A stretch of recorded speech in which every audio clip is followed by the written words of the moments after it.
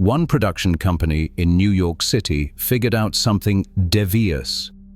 They realized that if you make a reality show about an Amish community, you can basically fabricate whatever you want. Because here's the thing about the Amish. They don't watch TV, they don't have lawyers on retainer, and their entire religious belief system is built around avoiding conflict and not going to court. So for over a decade, that's exactly what Hot Snakes Media did. They created show after show about Amish life, filled them with actors, scripted storylines, and outright fiction, and they got away with all of it. The shows got millions of viewers, the networks made millions of dollars, and the Amish communities they claimed to represent, they just had to watch their faith and culture get twisted into entertainment. But here's where it gets really wild.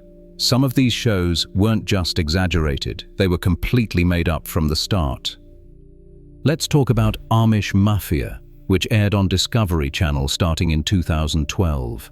The show claimed to follow Lebanon Levi, supposedly the powerful boss of a secret Amish organized crime operation that enforced rules within the community. There's just one small problem with this premise. According to Donald Kraybill, one of the most respected Amish scholars in the country who works at the Young Center for Anabaptist and Pietist Studies at Elizabethtown College, there is no Amish Mafia. There never was. The whole concept is fiction, and it gets better. Lebanon Levi himself, whose real name is Levi King Stoltzfus, was never actually Amish. He was never baptized into the church. Before the show, he was a volunteer firefighter. Not exactly the criminal mastermind Discovery Channel was selling. But the most unbelievable part. One of the cast members named Alan Byler, who appeared on screen as part of this supposed mafia, was actually a producer on the show. He was literally helping create the fiction he was pretending to live in. This all came out when Variety did an investigation into the show's reenactments in 2012, and local journalists in Lancaster started digging into the cast members' real backgrounds. Now you might think, okay, Amish Mafia was clearly over the top. Surely the other Amish shows were more legitimate. Let's look at Breaking Amish, which premiered on TLC that same year in 2012. The show followed 5 young adults, supposedly leaving their strict Amish and Mennonite communities for the first time to experience life in New York City. The whole premise was watching these sheltered individuals encounter the modern world for the very first time. Except here's what Jezebel discovered in their investigation published in October 2012. Multiple cast members had actually left their communities years before filming ever started. Take Jeremiah Raber. The show presented him as bravely leaving his Amish community. But Jeremiah had actually left the Amish in 2005. He'd been married, he had kids, he'd been arrested multiple times, all before the show even started filming. None of that made it into the narrative TLC was selling.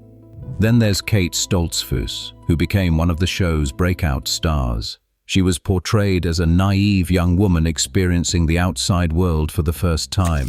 In reality, she'd been working in Florida, had a professional modeling page online, and had a DUI on her record. All before she supposedly broke from the Amish on camera. TLC's response to these revelations was essentially that the cast members were still connected to their communities in various ways, and that their journeys were genuine. Which is a pretty creative way of saying the core premise of the show was misleading. And here's where it gets really concerning. Kate Stoltzfus later spoke out about what happened behind the scenes. According to her social media posts, producers would deliberately provoke cast members to create emotional reactions. They would manipulate situations to manufacture drama. The tears you saw on screen weren't always organic. They were sometimes engineered. Return to Amish, which ran from 2014 all the way to 2023, continued this tradition. Cast member Daniel Miller later admitted that certain scenes were reenactments of events that had already happened. In one particularly absurd example, he dressed up as a bishop in full costume to recreate a scene that had allegedly already occurred. If you're finding this fascinating, by the way, hit subscribe. We dive into stories like this every week, exposing what's really going on behind the entertainment industry's most popular shows. Now let's talk about the newest entry in this genre. Suddenly, Amish premiered on TLC in January 2026, and the network promoted it with a pretty dramatic claim. They said the Amish are facing an existential crisis, with young people leaving the faith at unprecedented rates. There's just one problem with this narrative.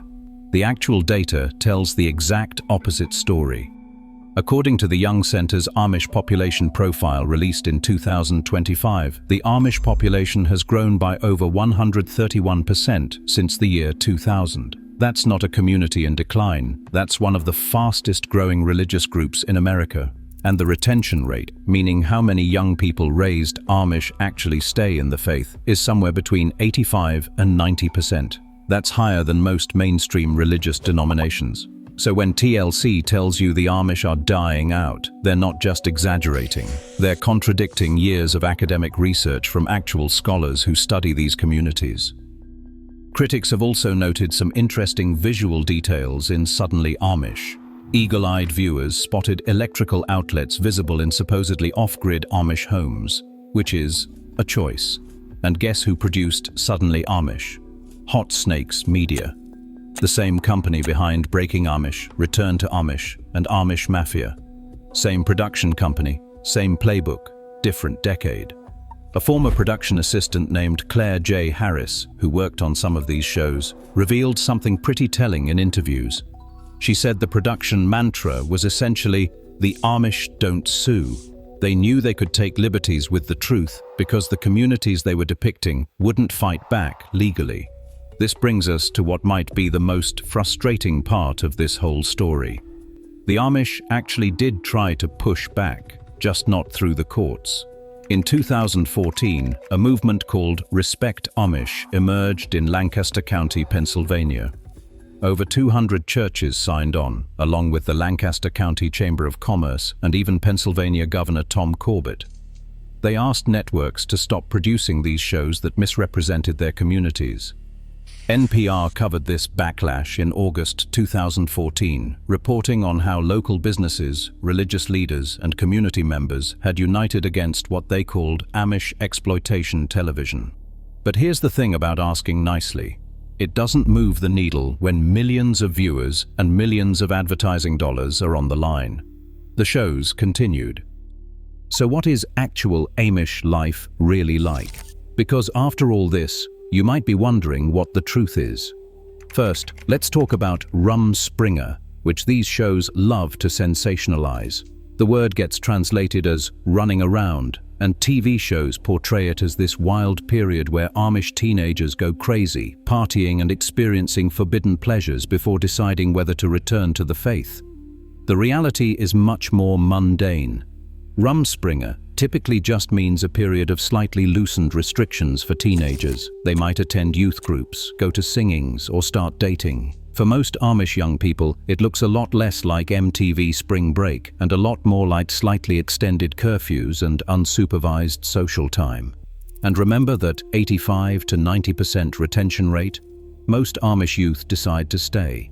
Not because they never experienced the outside world, but because they actually prefer the community they grew up in. Then there's technology. TV shows make it seem like the Amish reject all technology absolutely and uniformly. But Amish scholars explain that the reality is much more nuanced. Different communities have different rules, called ordnung, and technology decisions are made based on how something might affect community cohesion, not based on when it was invented. Some Amish communities use cell phones for business, some have solar panels, some allow pneumatic tools in their workshops. The decisions vary by community, and there are over 40 distinct Amish affiliations across North America, from the ultra-conservative Swartzentruber Amish to more progressive groups. The core value isn't technology rejection. It's a concept called Gelassenheit, which roughly translates to yielding to God's will and prioritizing community over individual desires. Technology is evaluated based on whether it might pull people away from community life, not based on some blanket rule against anything modern. And shunning? Another favorite topic for dramatic TV portrayals. Yes, the Meidung or shunning does exist, but it's not the cruel excommunication that TV makes it seem. It's a practice designed to encourage someone who's strayed to return to the community.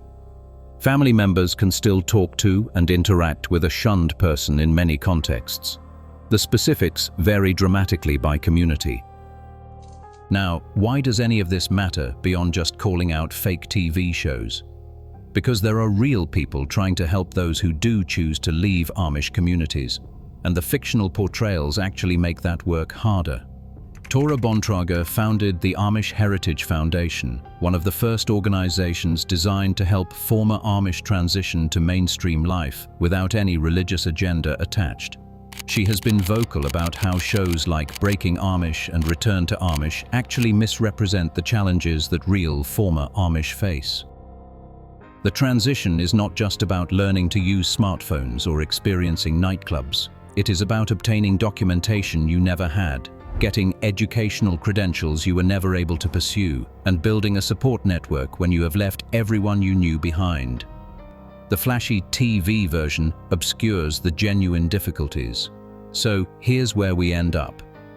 For over a decade, American television networks have been producing Amish content that ranges from misleading to completely fabricated.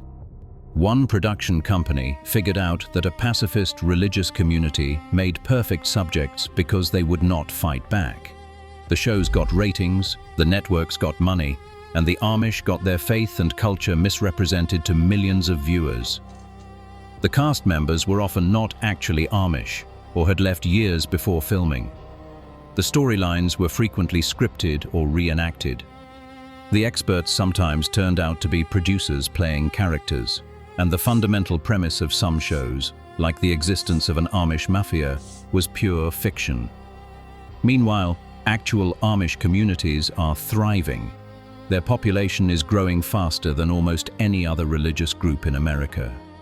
Their youth are choosing to stay at rates that would make any denomination envious, and their approach to technology and community is far more thoughtful and nuanced than any reality show has ever bothered to portray.